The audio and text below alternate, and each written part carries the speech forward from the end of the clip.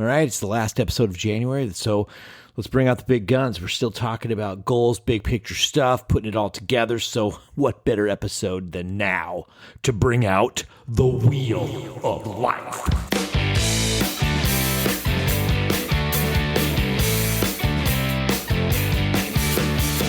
You are listening to ADHD Big Brother, the podcast for adults struggling with their ADHD and their depression and anxiety and... I'm your host, Russ Jones. I'm an ADHD coach, and I run the Platinum Award-winning community coaching of the same name, ADHD Big Brother. And I also have ADHD and depression. It's craptastic. Welcome aboard. Let's learn some stuff, laugh at some stuff, and ladies and gentlemen, here's some stuff. Welcome to the podcast, you guys. How are you doing? Are you having a good January? We're wrapping it up. We're putting a bow at the end of January. We're saying goodbye and good riddance to you. I like to kick it off, as I learned on the Mental Health and Tech podcast, in an effort to normalize talking about our skull spaghetti, the good, the bad, the weird. I like to, talk about my mental health. And, all things considered, considering all the things, the entirety of all the things, some of the things that I think that you're considering, and, maybe some of the things that you're not considering. All of the things considered. We are considering everything. I'm feeling pretty good. All right. When it's goal setting time, if it ever even is goal setting time, do you guys do this where you grab the first shitty thing about yourself and you create some kind of a grand declaration about it? Like, this is the year I lose the weight because I feel fat right now. Or this is the year I'm on time everywhere because people are mad at me. And then we think that declaration basically transforms our mindset. Like, all of a sudden, I think a new way always. And I do the things differently because I had one moment of clarity on a goal. Or who knows, maybe I'm the only one on the planet that's ever done that. Are you guys going to do that to me? You're going to make me stand alone on this branch out here? Thanks a lot. I'm the only one who's ever created a massive declaration about the new me. Wow. Not cool. So earlier in the month, we talked to Alan P. Brown of Crusher TV on his recommended methodology for setting a goal. Super rad. You should check that episode out. We played around with that. And I also hosted a workshop in the community where we went through a guided visualization on our future selves. That's fun to do. And then today, I want to talk about another way to come up with a goal to work on. But here's the thing, we get tired of productivity words. I know I do. And in the community, we were talking about, I feel like I talked about this on an earlier episode, where if the words create boredom or they're not exciting, maybe we just make up a new word, mix it up. Goals are absolutely a great thing. I'm never going to be in the camp where I throw in the towel on moving our needles forward. My whole purpose with this endeavor, this solopreneurship of ADHD Big Brother, is to get adults with ADHD in motion consistently. Even if that motion it is the inner motion of healing from rest because of the ADHD burnout, But I'm where you go to talk about forward motion. And so sometimes the word goal gets overdone, so it starts to mean nothing. It's like, hey, what kind of goals you got, buddy? What you working on? I don't know, Troy. I'll lose weight, whatever. I don't know. I'm just survive the day. Does that count as a goal? Get off my back. So what do we do? In my world, I'm all about trying how to make things as fun as possible. I'm a gamification person. And that sometimes starts with changing some words around. Goal sounds boring to me. Well, so depending on, who you are and what excites you, you call it whatever you want. What if you like the fantasy of this future version of yourself that has successfully become your ideal? It's a dream. Maybe you call it a dream. My dream, my fantasy is me walking around, 30 pounds lighter. And that dream includes my doctor saying, Russ, you son of a bitch, you did it. I don't know how you pulled it off, but here we are, and there is no point in you taking your blood pressure medicine anymore. You don't need it. That's my dream. That's a cool dream. And maybe you're the most office working person ever. Like maybe you like the word, deliverable. What's your deliverable? By the end of the year, I will deliver 30 less pounds to the scale. I mean, I don't know. What is it for you? Maybe you're more into the universe and putting things out there. Maybe it's called a wish. My wish is to be 30 pounds lighter. My will, my will is to be 30 pounds lighter. Whatever the word is. Just pick whatever. There's no right or wrong way to do this stuff. That's my big point here. We live in an age of really, really strong opinions with really detailed reasons why things are or are not capable of happening. And like we'll listen to experts and we'll grab onto their language and we'll use that language in conversations. But what's the ultimate deliverable here? Doing the thing. Like, are you or are you not doing the thing? Okay, so today I wanted to talk about another way of finding out what those deliverables are. I fucking love the word deliverables now. That's my new favorite thing. Like, what's your long-term deliverable? You got a 5-year deliverable? I challenge you to hand in that deliverable. You know what? It works. Deliverables have deadlines. When's it due? Don't fuck around with me on this. What is your lifelong purpose-driven deliverable? Anyway, one way to unlock a deliverable would be to use the Wheel of Life that I mentioned that in the top with some reverb and echo that I was playing around with the effects option of the software that I use. Thank you very much. I learned about the Wheel of Life when I was getting trained in integrative wellness coaching. Yes, that was my entry point into the coaching, quote unquote, world. You thought I just started right out of the gate as an ADHD coach, didn't you? You assumed. I'm really into, the holisticatizations of things, the whole body stuff. So you can Google it, Wheel of Life. It's a way of looking at what aspects of your life are potentially out of balance. What's less than ideal. Not what you'd like them to be, but just what are they? Are they in a shitty place? Is there an area of your life that's in a shitty place? I find it to be a helpful marker in where I might put the focus of a potential deliverable. Or it might help us to come up with a side quest or two on our journey to our big dreams. So the way the wheel works is it's just a big circle. It's just a big wheel. And the various categories of our lives are placed inside the wheel. We just create a bunch of wedges.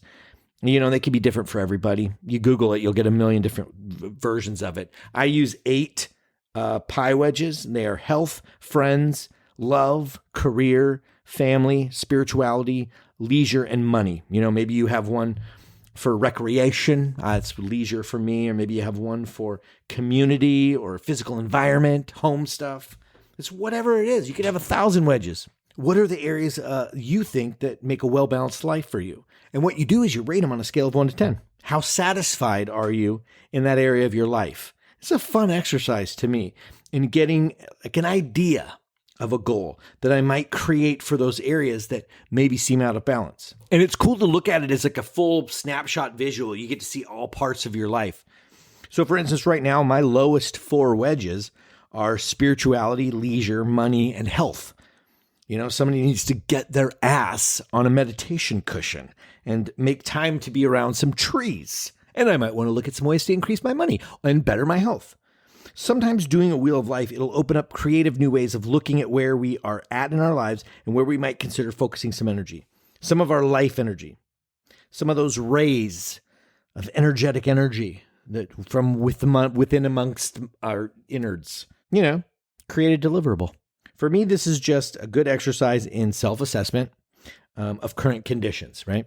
So it gives me an opportunity to visually see my assessment of my world in front of myself, and perhaps I get an insight from it. And from that insight, perhaps there's a deliverable, or a dream to be had, or maybe there's a side quest or a big goal. And I feel like I'm repeating myself now. Goals feel to me like they're these awful hard work things that pull us from the enjoyment of life and into quote unquote work. Do you ever feel like that? We have to quote unquote work on our goals. It's work. And I don't know if you agree with me here, but work sucks. Work is dumb. Work is a normie word that justifies what you do to get money. Oh, and my money thing is out of balance, so I probably need to work harder or do more work or get more work or work on getting more work. The normie language sometimes is just... It's very solid. It's very good at representing importance. Oh man, because work is important. Money is important, for without it, what will we do? But our brains are wired for interest. We have ADHD. We are interest-wired brains. Talking about exciting things, talking about neat stuff. That's why finding work that is interesting to us can be super helpful. Or jobs, right, that have aspects of interest. Because, right, nothing is perfectly perfect. I'm lucky that it only took 40 years for me to career shift into something that offers me high levels of interest. So yay for me. Okay, that was a tangent. So back to the wheel of life. For me, it's a way of playing with my life.